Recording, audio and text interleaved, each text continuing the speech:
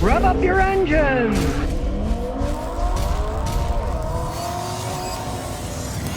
Well, old Carlos Tavares, the CEO of Stellantis, has now quit. He stepped down as the chief executive officer of Stellantis. Well, what do they say? The rats are leaving the sinking ship. Well, this rat has jumped off of the ship now. And interesting enough, he's being replaced by the billionaire of the Fiat fortune, right? Which is kind of hilarious, you know? Talk about living in the past. Fiat. Hey, long time ago, you know, they sold a lot of cars. Now, anybody that knows cars, they don't want to buy a Fiat. They're rolling piles of junk. It looks to me like they went from the frying pan into the fire on that one. Now, he was saying, well, we'll give these other brands that we have 4 years to see if we'll continue to make them, like Chrysler and stuff. Well, he's not even going to be around. He's leaving. The rat is leaving the sinking ship. He was originally the head of Peugeot, and in 2021, they made him the head. Stellantis, you know, lasted 3 years, and out he goes, right? Can't exactly say Peugeot's a great company either. They basically have been floating on the French people's money. Government's been subsidizing Peugeot for a long, long time, right? Just like the government subsidized Chrysler here in the United States. Which is rather ironic. That company bought Chrysler. Irony abounds here. Now, all the regions of the world except for South America reported double-digit decline in sales. For example, in the United States, including Canada and North America, it plunged 42% in revenue. 42%. Lost almost half of its revenue in the United States. And the United States, of course, is their biggest market. So let's just say the rats have now left the ship, and now one of the Fiat billionaire relatives is taking over. John Elkann is now taking over. He is the billionaire Fiat heir. So he's now the head of Stellantis after Tavares resigned. Like I say, the rats are jumping off the ship, and now, the Fiat family heir is taking over. I forecast bad things for Stellantis in the future. They were going in the wrong direction. I think this is going to hasten it down even further, you know? Yeah, get a billionaire who's totally out of touch with reality to try to make cars that people want to buy. Good luck on that one. Well, the election's over, and it looks like Tesla's getting bad press now, and all the liberals, the wealthy Seattle liberals especially, they say, we don't want Teslas anymore. We don't like Elon. Oh, he's not liberal like we are. Now, to me, I find the whole thing amusing. Right? Henry Ford, back in the day, made excellent cars, right? Henry Ford was kind of a strange guy. He was an anti-Semite in the beginning, liked Hitler. He went over there and looked at his factories and met with them and stuff, you know. Old Ford, he wasn't such a nice guy either, but the people bought his cars. I still remember that famous Hollywood movie where this Jewish guy's driving a Ford, and he says, you know, I know he was an anti-Semite, but he made such good cars. So even though the guy was Jewish, he was driving a Ford, right? So let's just say, why do people have to put their stupid philosophy in line with what they are buying? A car. You want a car to last, right? I drive Toyotas and Lexuses because they don't break. Hey, if they start breaking, I'll buy something else that's better made, right? I really don't care about what these people feel in the outside world. It's kind of like that I've seen for years. I love reading, right? So you're reading, this guy's a really good author. Then you find out in the real world, he's an absolute slob, right? But that doesn't take away from his writing. The writing stands by itself. Ernest Hemingway, for example, wrote some great books. He was an absolute lunatic. He committed suicide. He had all these ex-wives all over the place, right? But he did like cats, so I'll give him that. But it does not take away from the writing. And in this case, they're crappy cars anyway, so I'd never buy one. But I don't care about the political affiliation of the people who make them. If they make a good car, fine, you know, go out and buy it. But of course, not in Seattle. We don't like him. Ooh, we're not going to get Teslas. We'll sell our Teslas now. Oh, he's not liberal like we are. Yeah, well, Seattle's a giant mess anyways. Take a trip there. See all the hobos on the street, tents and cities that they have all over the place. I wouldn't exactly put Seattle as a shining example of how people should be. Well, the Volkswagen workers in Germany are going to strike over a plan that's going to cut their jobs and pay. Hey, wait a second.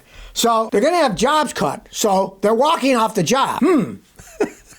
Maybe that's what Volkswagen management wants. Well, they're gone now. Let's get somebody else to work here, right? Well, the whole thing comes down to like almost 80 years or something. Volkswagen had to deal with their workers.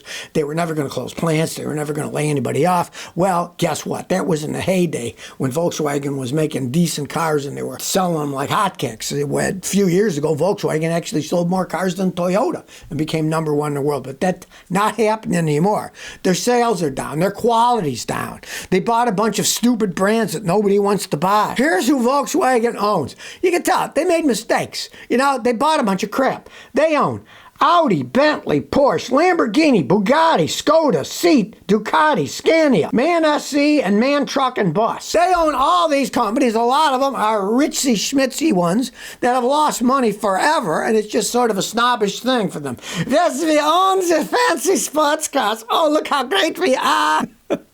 Now they're paying for their mistakes of buying all these stupid companies, right, and trying to somehow manage and organize the thing, and their sales are down, and now they got to start laying people off and shutting down factories. The union leader of Volkswagen says Volkswagen has set fire to our collective agreements. Well, guess what? If they don't sell their cars, there won't be any jobs. That's the way that it goes.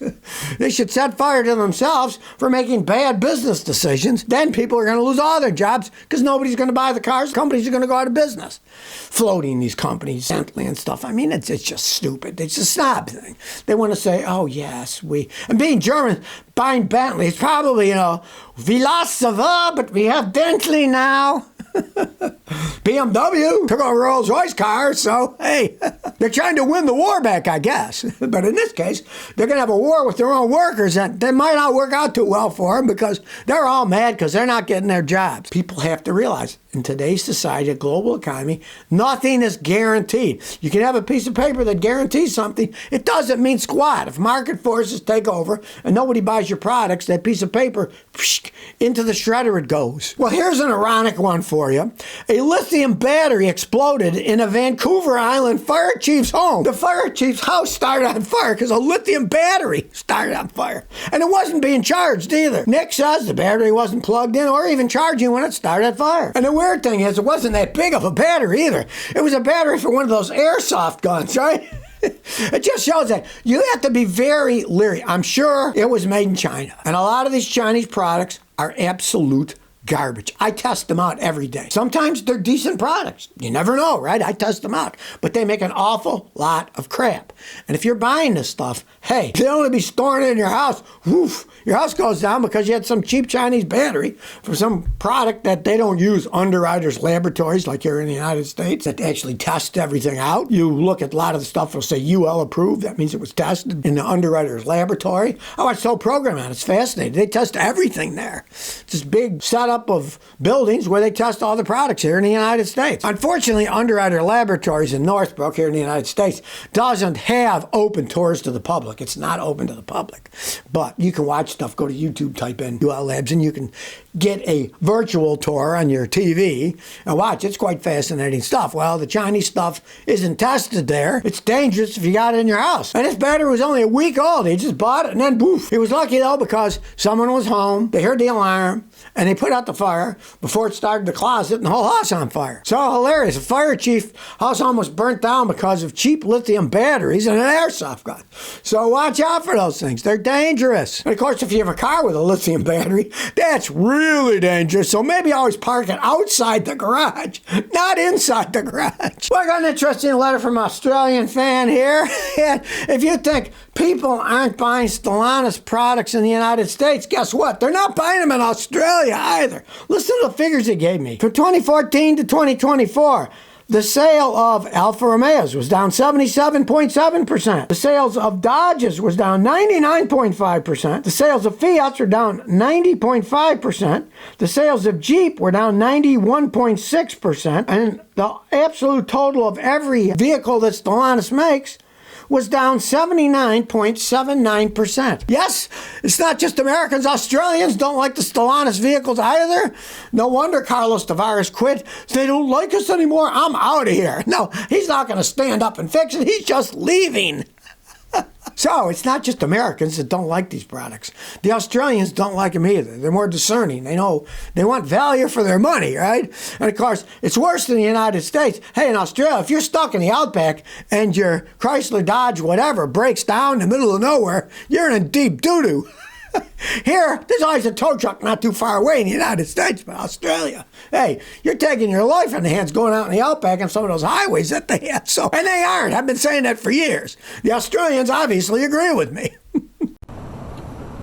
So if you never want to miss another one of my new car repair videos, remember to ring that bell.